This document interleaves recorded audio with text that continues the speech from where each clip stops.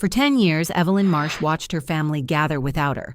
Her name vanished from invites, photos, and conversations. But this time, she didn't ask for a seat. She bought the entire house where they planned to meet. This is a story about silence, strength, and reclaiming the space they tried to erase her from. A deeply emotional family drama that will touch your heart. Tell us, have you ever felt left out by your own family? Share below. Hi, I'm Evelyn. I wasn't invited to the Marsh family reunion. Again, 10 years, 10 summers, 10 long, aching seasons of edited photos, group messages I was never part of, and family memories I only heard about through someone else's laughter. They said I was too sensitive, too distant, too much. But this year, I didn't ask for a chair at their table. I bought the whole damn lake house. And when they arrived with their coolers and floaties, the front desk asked, "Are you on Miss Evelyn Marsh's guest list?" For the first time in a decade, they had to say my name or leave. It was supposed to be a regular Monday. Emails, coffee, noise. But when I opened my inbox that morning, the subject line hit me like a punch to the chest. Marsh Family Lake Weekend 2025, RSVP now. I clicked, against my better judgment. And there they were, every name but mine, Charlotte, Dylan, Aunt Bree, even Cousin Mitch, who disappeared into the woods of Oregon sometime after Y2K, but not me. Not a mention, not even a typo. I wasn't forgotten, I was excluded. Again, I stared at the thread like it was laughing at me. People were replying with old photos, campfires, wine glasses, the dock at sunset, the same dock where I fell in at age 7 and they all laughed before pulling me out. That was before they stopped seeing me at all. I scrolled, stupidly hoping for a second email, a correction, maybe a, "Sorry, forgot to add you." But I already knew better. Last year, when I asked about the missing invite, Charlotte said, "Must have gone to spam." Then she giggled, as if erasing me from the family calendar was a technical glitch. That was the moment something inside me stopped begging. I closed the email. My office suddenly felt too big. The framed degrees on the wall looked like they belonged to someone who still believed in applause. The morning sunlight spilling through the Vermont skyline felt hollow, too bright for how empty I felt. I turned to my bookshelf. There, half hidden behind industry manuals, was a smooth, worn piece of driftwood. My dad gave it to me when I was 12, said it looked like a feather carved by the lake winds. "For my thoughtful girl," he told me, before he stopped answering my calls, before Mom started calling Charlotte her heart and soul, and I became the one always busy with work. Being the middle child didn't mean being invisible, unless it did. "Hey, you good?" a voice asked from my doorway. It was Jordan, my assistant. He held a file in one hand and a coffee in the other. "Just spam," I lied. He nodded, but his eyes lingered a beat too long. He knew. He always knew. But I didn't explain. I just opened a new browser tab, and there it was. The lake house, for sale. No family email about it, no group chat, just quietly posted online like an old coat they no longer wanted to wear. The same house where Charlotte announced her pregnancy. The same place where they toasted Mom and Dad's 40th anniversary, while I was in Ohio giving a keynote at a medical conference. No one even told me. They'd kept the dock, the swing, even the blue shutters I painted when I was 16, and they were selling it. I stared at the listing.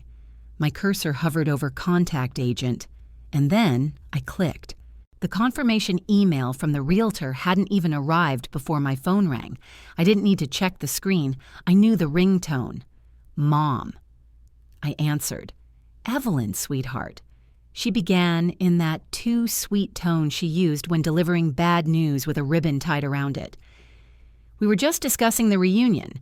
Space is limited this year." Of course it was. Let me guess, I thought.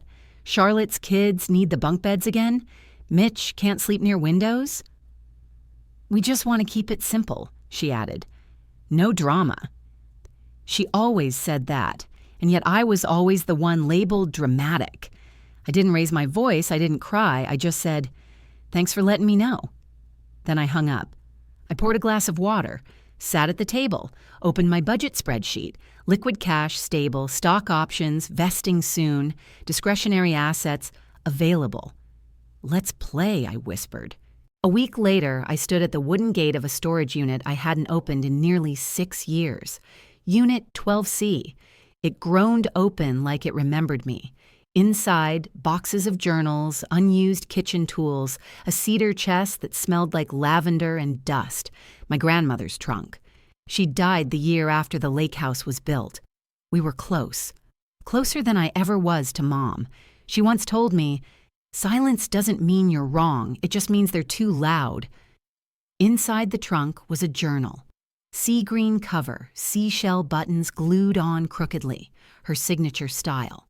Tucked inside, a letter.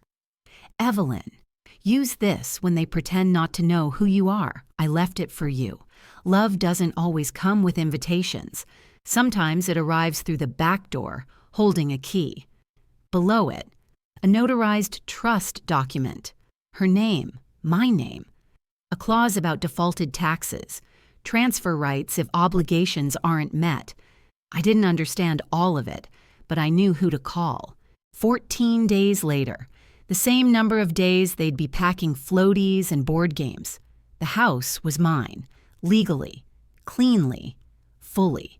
I didn't send an email, I didn't announce anything, but I booked the master suite on the reservation system. Name, Miss Evelyn Marsh. Preferences, firm pillows, quiet mornings, and privacy. They arrived on a Friday. Charlotte, Dylan, Mom, even Mitch, who once said he couldn't drive more than 2 hours for anything that wasn't life or death. They didn't see me watching from the parking lot. At 6:45 p.m., I walked in. Charlotte was already at the front desk, gesturing wildly. "But we always stay here," she insisted. "We've been coming for 20 years. The receptionist looked confused. "Ma'am, this property is now under new ownership. Are you on Miss Marsh's guest list?" I stepped beside her, calm and clear. "There's no need to escalate," I said. "I'm Evelyn Marsh. This is my house." Mom blinked. "You bought it?" "Yes, quietly, just like how you excluded me. Quietly." Charlotte turned red. "Why would you do this?" she hissed. "This is a family tradition." "So was my name," I said, "but you erased it." The backlash was swift. A neighbor called me, "Is it true you stole the house from your parents?" Then came the press. Headlines, photos. Cold daughter evicts her family. Lake house war-tearing Marsh. Family apart. And finally, a temporary injunction. I read it with a glass of wine and dry eyes. They painted me as the villain, said I coerced my father before his stroke, that I manipulated Grandma. But I had the recordings. Dad, on the back porch 2 summers ago, saying, "Let Evelyn have the house. She's the only one who remembers my birthday without needing Facebook to remind her." And the audio. Charlotte's voice in a private call. "She's not family anymore. Just let her rot in her condo." I submitted them both in court. The judge didn't even blink.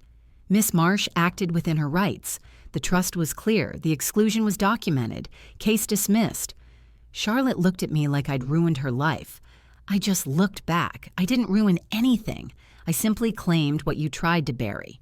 I moved into the lake house a week later. They left their floaties, an old bottle of ketchup in the fridge, and a photo on the hallway wall.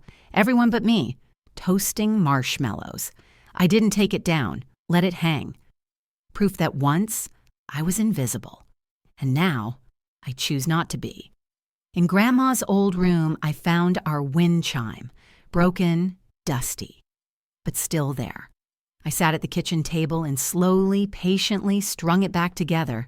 No glue, no rush, just time. Later that evening, Nora from next door stopped by with a plate of cookies. "Your dad used to talk about you," she said. "Said you asked about tide patterns when you were 6. He told me, 'That girl thinks in tides.'" I smiled. He had said that. Maybe he forgot. Or maybe they just made me forget, but not anymore. Sometimes, the loudest kind of strength is the quiet kind, the one that doesn't shout, doesn't beg, doesn't prove, This story wasn't about revenge. It was about remembering who I was, what I deserved, and the voice I had buried to keep the peace. If you've ever felt erased, let this remind you. You don't need permission to exist.